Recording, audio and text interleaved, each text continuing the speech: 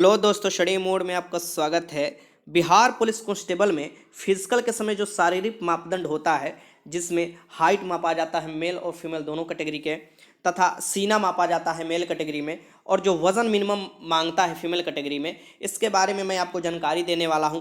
काफ़ी अभ्यर्थी बोल रहे थे कि सर इस पर वीडियो बनाकर जानकारी दीजिए। आप ही लोग के डिमांड पर मैं ये वीडियो बना रहा हूं। और कुछ ऐसी गलतियां कर बैठते हैं अभ्यर्थी आपको शारीरिक मापदंड के समय, जिनके कारण वो बाहर हो जाते हैं, ठीक, और उनका रिजल्ट नहीं आता। तो कौन सी ऐसी गलतियां हैं जो आपको नहीं करना है ये शारीरिक मापदंड के समय, ये सभी जानकारी मैं इस वीडियो में देने वाला हूं। वीडियो शुरू से लेकर अंत तक देखिएगा, बहुत महत्वपूर्ण वीडियो आप लोगों के लिए होने वाला है, जिनका भी फिजिकल है, ठीक, अभी फिजिकल हो या बाद में फिजिकल हो। यहाँ पर मैं आपको बता दूं कि जो अभी भर्ती आया था, जो कि नोटिफिकेशन संख्या 05/2020 के अंतर्गत 8415 पदों का, जिसका एग्जाम तो 2021 में ही 14 मार्च और 21 मार्च को हो गया था, और फिलहाल अभी रिजल्ट घोषित किया गया है। और इसमें 5 गुना देखिएगा कैटेगरी वाइज रिजल्ट दिया गया है। तो 41 से 42 हज़ार के करीब आपको रिजल्ट दिया गया है। इसमें उन सभी अभ्यर्थियों का डेट जो निर्धारित किया गया है, 28 जनवरी से आपका फिजिकल स्टार्ट हो रहा है, ठीक, 28 जनवरी 2022 से। तो जिन लोगों का फिजिकल हो रहा है, तो फिजिकल के समय ही आपको याद रखिएगा शारीरिक मापदंड भी किया जाता है, और उसमें भी हजारों अभ्यर्थी बाहर हो जाते हैं। कैसे होते हैं मैं आपको जानकारी दूंगा। तो उसमें क्या क्या होगा ये सबसे पहले जान लीजिए। देखिए यहाँ पर साफ साफ दिया, ऑफिशियल नोटिस के अकॉर्डिंग मैं बता रहा हूँ अभ्यर्थी का शारीरिक मापदंड। देखिए इसमें ऊंचाई, सीना, वजन के लिए कोई अंक देय नहीं है, परंतु विहित अर्हताएं पूरी नहीं करने वाले अभ्यर्थी असफल घोषित किए जाएंगे। कहने का मतलब कि इस पर कोई अंक नहीं मिलेगा, लेकिन अगर जो मिनिमम आपको ये मांगा जा रहा है, अगर आपके पास वो नहीं है, मतलब कि आपका हाइट नहीं है, आपका वजन नहीं है, या आपका सीना उतना नहीं फुला पाते हैं, तो आपको बाहर कर दिया जाएगा। ये साफ साफ दिया है कि असफल घोषित कर दिया जाएगा। सबसे महत्वपूर्ण हाइट, सबसे ज़्यादा जो अभ्यर्थी या मेल कैटेगरी या फीमेल कैटेगरी में छटते हैं, वह हाइट में ही छटते हैं। तो सबसे पहले हम देख लेते हैं हाइट। देखिए अनारक्षित मीन्स की जो समान वर्ग में आएंगे, जो बाहर के स्टेट वाले भी हैं वो इसी में आएंगे। यहाँ पर देखिए अनारक्षित समान और पिछड़े वर्ग के पुरुष के लिए न्यूनतम 165 सेंटीमीटर। यहाँ पर आप देख सकते हैं कि न्यूनतम कितना चाहिए, 165 सेंटीमीटर चाहिए, जो कि अनारक्षित समान और पिछड़े वर्ग के पुरुष के लिए, ठीक। फिर अत्यंत पिछड़े वर्ग के पुरुष के लिए 160 सेंटीमीटर चाहिए। फिर अनुसूचित जाति अनुसूचित जनजाति के पुरुष के लिए मीन्स की SC ST कैटेगरी के जो पुरुष हैं मेल कैटेगरी के लिए, उनका भी 160 सेंटीमीटर चाहिए, ठीक। अब भारतीय मूल के गोरखा, भारतीय मूल के जो गोरखा होते हैं जो पुरुष हैं, इनका भी 160 सेंटीमीटर चाहिए। और सभी वर्गों के जो महिलाएं हैं, इनका 155 सेंटीमीटर चाहिए, ठीक। सभी वर्गों के महिलाएं का मतलब कि जनरल भी इसमें EWS भी हो जाएगी, BC भी हो जाएगी, ABC भी हो जाएगी, SC भी हो जाएगी, ST कैटेगरी भी हो जाएगी, और गोरखा वाली भी जो भी महिलाएं हैं उनका भी हो जाएगा, ठीक। तो 155 सेंटीमीटर यहाँ पर इनका हाइट मीन्स कि सभी कैटेगरी के महिलाओं के लिए 155 सेंटीमीटर हाइट मांग रहा है, ठीक। तो ये हाइट, अगर काफ़ी अभ्यर्थी क्या करते हैं कि हाइट जब मापाता है तो उसमें समय अपना एड़ी ऊंचा कर देते हैं, जबकि उनको उनका हाइट है फिर भी ऊंचा कर देते हैं, जिसमें आपको क्या होता है, जो उस समय हाइट मापा जाता है जिनके द्वारा, वो थोड़ा गुस्सा में आ जाते हैं, और वैसे अभ्यर्थियों को जानबूझकर 1-2 इंच दबाकर और माप दिया जाता है, जिसके कारण काफ़ी अभ्यर्थी बाहर भी हो जाते हैं, ठीक। तो ये काम आपको नहीं करना है। काफ़ी अभ्यर्थी झुक भी जाते हैं डर के कारण, नहीं, आपको तन कर खड़ा रहना है अच्छे से। जैसे आप हाइट मेजरमेंट कराते हैं अभी, वहाँ पर भी नहीं डरना है आपको, और फिजिकल के समय ही ये किया जाएगा, ये भी ध्यान में रखिएगा। रनिंग होने के बाद ये आपको इसको फेस करना पड़ेगा। तो ये आपको हाइट जो भी होगा वो जाइएगा सिंपल सी टाइट खड़ा रहिएगा, आपका हाइट माप दिया जाएगा। अगर आपका हाइट होगा तो आपको ले लिया जाएगा, अगर पॉइंट भी आपका हाइट कम हो रहा है तो आपको बाहर के रास्ता दिखा दिया जाएगा, ठीक। तो इसमें कोई बेईमानी नहीं होता है, ईमानदारी पूर्वक आपको करना है। और काफ़ी अभ्यर्थी ये भी बोल रहे थे कि सर हमको ये बताया जा रहा है कि पैसा दे दो इतना और हम तुम्हारा हाइट में करवा देंगे। ऐसा कुछ नहीं होता है, आप खुद ही जाइएगा, जब देखिएगा सामने तो आपको समझ में आ जाएगा कि ऐसा कुछ होता नहीं है। वहाँ पर ऐसा नहीं है कि चेहरा देखकर हाइट मापा जाता है, जी नहीं, नहीं, वहाँ पर कोई एडमिट कार्ड देखकर हाइट मापा जाता है, ऐसा नहीं। हाँ, कैटेगरी वाइज जो है उस कैटेगरी वाइज देखा जाता है कि आप किस कैटेगरी में है, और अगर आप मान लीजिए कि अत्यंत पिछड़े वर्ग के पुरुष के हैं तो 160 सेंटीमीटर आपका मापा जाएगा, वहीं आपको अनारक्षित या पिछड़े वर्ग के पुरुष है तो 165 सेंटीमीटर मापा जाएगा, ठीक। अब चलते हैं जो सिर्फ पुरुष के लिए है, सीना। सीना जो है, चेस्ट जो है, ये सिर्फ पुरुष के लिए होता है। यहाँ पर देखिए महिलाओं के लिए नहीं होता है।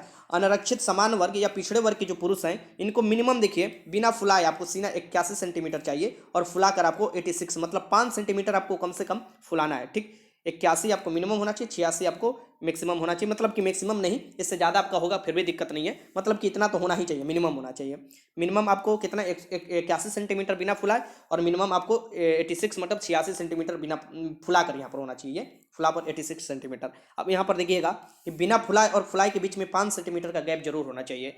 मैं एक बार देख रहा था कि एक ऐसे अभ्यर्थी थे जो कि बिना फुलाए सीने आपको तो उनका ठीक था, 81 सेंटीमीटर था, लेकिन वो सीना फुला ही नहीं पाए। क्यों? क्योंकि जो शुरू में ही मापा गया ना, उसी समय तनी से वो सीना फुला लिए थे। शुरू में आपको सीना नहीं फुलाना है, शुरू में आराम से आपको मापाना है। फिर आपको बोला जाएगा कि सीना फुलाइए, तो सीना फुलाइएगा तो आपका 5 सेंटीमीटर आराम से फुल जाएगा। काफ़ी अभ्यर्थी ऐसे भी होते हैं जिनका सीना नहीं हो पाता है, और उसमें भी इक्का दुक्का अभ्यर्थी छटते हैं, ऐसा नहीं छटते हैं, पिछले बार भी छटे, उससे पिछले बार भी आपको सीना फुलाने में अभ्यर्थी छटे हुए हैं, ठीक।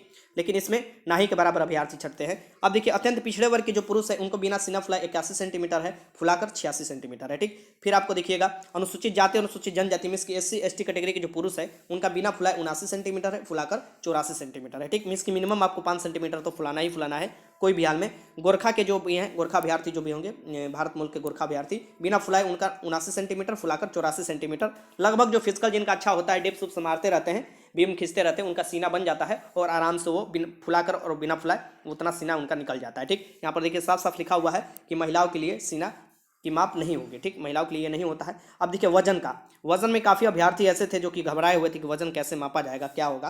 तो वजन में देखिए सभी वर्ग की महिला उम्मीदवारों के लिए वजन जो होना चाहिए, सभी मतलब कि फीमेल कैटेगरी के, सभी कैटेगरी के जो फीमेल है, जो काफ़ी सवाल मेरे से पूछ रही थी कि सर वजन कितना होना चाहिए, वो मिनिमम आपको दिया है न्यूनतम 48 kg, 48 kg। तो काफ़ी अभ्यर्थी ये बोल रही थी कि सर मेरा 58 kg है और मैं दौड़ निकाल लूँगी, हाई जंप निकाल लूँगी और गोला फेंक भी कर दूंगी, तो मेरा कोई दिक्कत होगा? कोई दिक्कत नहीं होगा। देखिए जब इस आपको वजन है आपका इतना और इस वजन में आप दौड़ भी निकाल दे रही हैं, आप गोला भी फेंक दे रही हैं, ठीक, और हाई जंप भी कर दे रही हैं और मेरिट लिस्ट में अपना नाम दर्ज करा ले रही है, तो क्या दिक्कत है? कोई दिक्कत नहीं है। यहाँ पर मैं बता दूं कि जो SSC GD का फिजिकल होता है या आर्मी का जो आपको फिजिकल होता है या उसमें जो शारीरिक मापदंड होता है, उसमें जो आपका हाइट है उसके अकॉर्डिंग वेट देखा जाता है। लेकिन इसमें साफ साफ लिखा हुआ है कि जो फीमेल कैटेगरी होंगी, मेल नहीं फीमेल कैटेगरी का, उनका न्यूनतम 48 kg होना चाहिए। मतलब कोशिश ये कीजिएगा कि 48 kg से आपका वजन कम ना हो।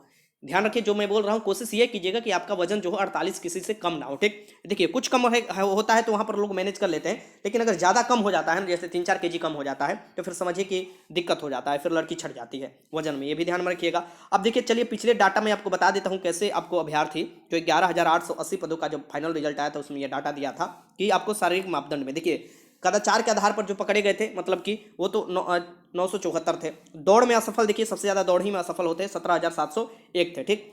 अन्य स्पर्धाओं और दक्षता में असफल, यही जो है इसी में अन्य स्पर्धाओं में आपको यहाँ पर हाई जंप भी हो सकता है, आपको गोला फेंक, तो ज़्यादातर गोला फेंक में तो कोई छड़ता नहीं है, ना के बराबर ही छड़ता है, हाई जंप में ही आपको छाटा जाता है, ठीक। तो हाई जंप में और आपको किस में, तो हाइट में सबसे ज़्यादा लोग छटते हैं और हाई जंप पे तो यहाँ पर जो मिलाकर बताए गए 5,287। मैं एक अनुमान की तरह आपको बता देता हूँ कि 1100 से 1200 ऐसे अभ्यर्थी मेल और फीमेल दोनों मिलाकर थे जो कि हाइट में छाटे गए थे पिछली बार, ठीक। मेरे पास डाटा था, मैं आपको बता रहा हूँ 1100 से 1200 ऐसे अभ्यर्थी थे मेल फीमेल दोनों मिलाकर जो कि हाइट में आपको छाटे गए थे। तो इस बात को ध्यान में रखिएगा, इसे हल्के में मत लीजिएगा, हजारों ऐसे अभ्यर्थी होते हैं जो कि हाइट में छट जाते हैं, ठीक। समय समय पर फीमेल के लिए हाइट कम भी किया गया है, जिसमें आप देखिएगा कि फीमेल कैटेगरी का जो हाइट कम किया जाता है तो उससे भी कम हाइट वाली बहुत सी फीमेल कैटेगरी है, बस एग्जाम देने के लिए भी वो पार्टिसिपेट करती हैं और फिजिकल की तैयारी कर वो जाती हैं।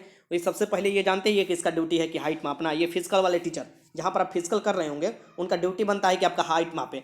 मतलब कि मैंने आपको बताया था कि एक फिजिकल टीचर से मैंने मिला था, उनको मैंने ये आपको चेतावनी भी दिया था कि आप देखिए सबसे पहले अपने जो भी आपको कैंडिडेट को फिजिकल कराते हैं उनका उस कैटेगरी में आपका हाइट माप लीजिए, उसके बाद ही कराइए। क्योंकि ऐसा एक मामला निकल कर आया था, काफ़ी वो जो लड़की ही थी वो तो अपने फिजिकल टीचर उनका बोल दिए थे कि वहाँ पर थोड़ा दाब कर मापता है तो आपका हो जाएगा, कोई कम है थोड़ा सा तो कोई दिक्कत नहीं होगा। लेकिन वो लड़की का फिजिकल में नहीं हुआ, हाइट में छट गई तो उसके बाद काफ़ी उदास हुई, काफ़ी रोई, तो मेरे पास भी फ़ोन की, तो मैंने उन फिजिकल टीचर से बताया था ये बात कि आप आपको ऐसा नहीं करना चाहिए था, क्योंकि आप शुरू में ही अगर बता देते हैं कि आपका हाइट कम है, आपका फिजिकल जाने से कोई फायदा नहीं है, तो फिजिकल जाते ही नहीं वो पैसा देती। तो काफ़ी ऐसे भी फिजिकल टीचर लालची होते हैं जो पैसे ले लेते हैं, हाइट नहीं मापते हैं। तो अगर आप भी कहीं जाते हैं फिजिकल की तैयारी करते समय, अगर आपको लग रहा है कि आपको शक है कि मेरा हाइट में होगा कि नहीं होगा, तो अपने फिजिकल टीचर से आपको कॉन्टेक्ट कीजिए और बोलिए कि मेरा हाइट मापे, मेरा हाइट माप पर ये बताए कि मेरे को दिक्कत तो नहीं होगा ना।